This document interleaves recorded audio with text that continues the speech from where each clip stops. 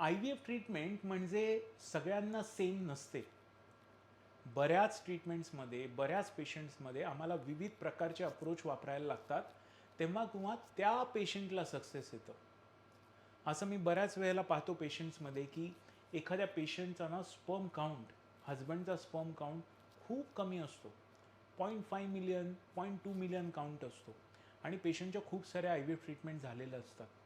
अशा वेळेला पेशंटना हे माहीत नसतं, की केवळ त्यांचे पुरुषाचे जे शुक्राणू आहेत ना, ते वीर्यातनं गोळा करण्यापेक्षा डायरेक्टली जर आम्ही टेस्टिसमधनं घेतले, तर आय व्ही एफचा सक्सेस रेट बदलतो. पण होतं काय, की बरेचसे आय व्ही एफ सेंटर्स ना या बाबतीत स्वतःलाच माहीत नसतं. त्यांच्याकडे तेवढा स्किल नसतं, की ते टेस्टिसमधनं स्पर्म लगेच काढून तुमच्यासाठी प्रोसिजर करू शकतील.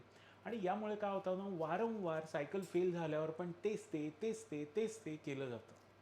लक्षात ठेवा, जर I V F cycle fail होत असेल ना, तर तुमच्या डॉक्टर्सना तुमच्यासाठी वेगळं काय करू शकतो ह्याचं उत्तर देता आलं पाहिजे.